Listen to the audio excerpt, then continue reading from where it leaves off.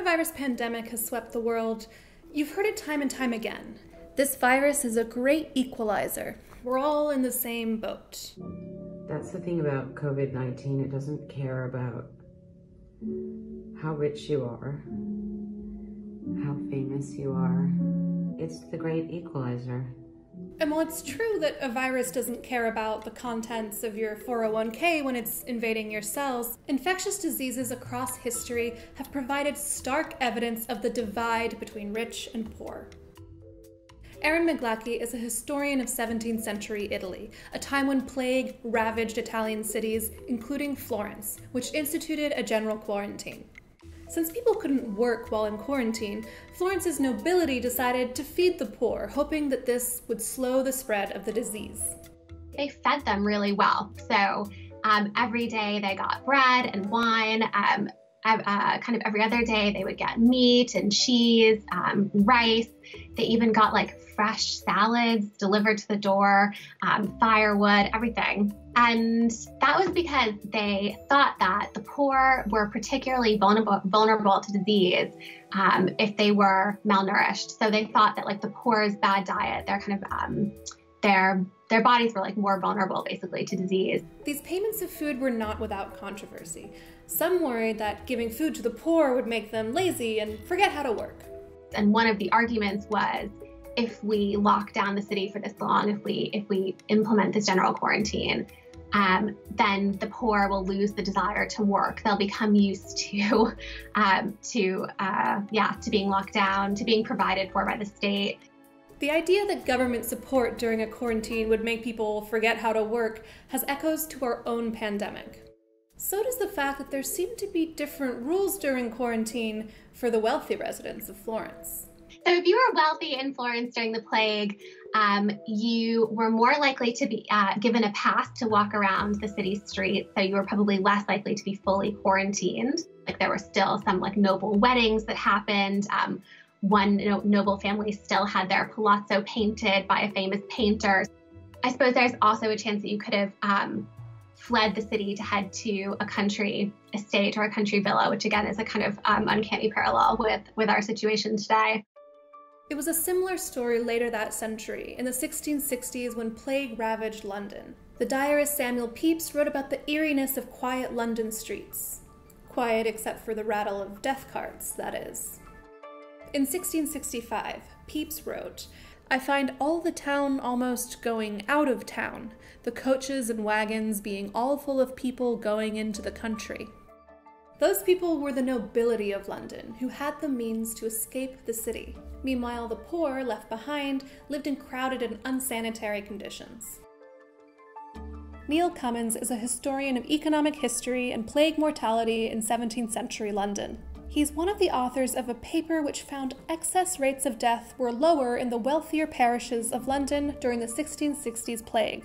You can see that the rich know what to do when plague outbreaks. They get out of the city, and they do. So you see kind of interesting patterns in the data. Like in the British royal family, they do not die of plague after 1500, after 1600. It just doesn't happen. They know what to do. Get away from people, go to the countryside, self-isolate. It may seem obvious that rich people would die less than poor people in the 1660s, but it was actually an unusual situation brought about by plague. You're seeing this very interesting social gradient in the effect of epidemic outbreaks like plague on your chance of survival. And it's very interesting as to why that's happening, because this doesn't happen in ordinary times. In ordinary times, the rich are actually, peculiarly enough, not necessarily living much longer than the poor. And it turns out that if you look at the amount of booze that they were imbibing, that it was just ridiculous. And just their patterns of alcohol consumption is one possible kind of an explanation here. So while rich people could flee the city to get wasted in the countryside, very needy people had to stay and work. And when they died, they were replaced by members of their own family. There's a mobile poor of very needy poor that are constantly flooding into the city. And when plague takes away 25% of predominantly the poor of London, immediately their brothers, cousins, sisters, from the countryside immediately take their place. Nowadays, as countries around the world look for ways to get back to work, one idea floated has been the immunity passport, a document showing that you have already recovered from COVID-19. But this idea also has a pretty grim history. In the 1800s, 22 yellow fever epidemics swept through New Orleans. About half of those who were infected died from the disease, but if you did survive, you would be immune for life. At the time, they called this being acclimated to the region. According to the Stanford historian Catherine Oliverius, this gave rise to a system of immunoprivilege. Whether or not you were acclimated affected whether you could get a job, who you could marry, whether you could get a line of credit, and where you could live. And yellow fever was an ugly disease. But those who died, they died very horribly.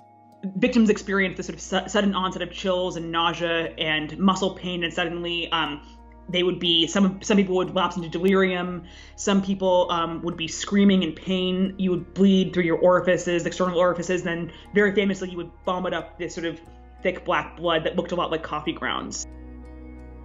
Yellow fever heightened the divisions between the rich and poor and along race and gender lines. Enslaved black people were considered more valuable to their owners if they were immune.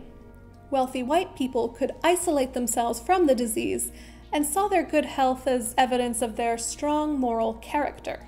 If you were rich, you could leave town and head to their countryside plantations and become a so-called truant, which is what they called it. So they're effectively socially distancing themselves from putting physical space between them and this diseased city. So if you're rich, you can do that.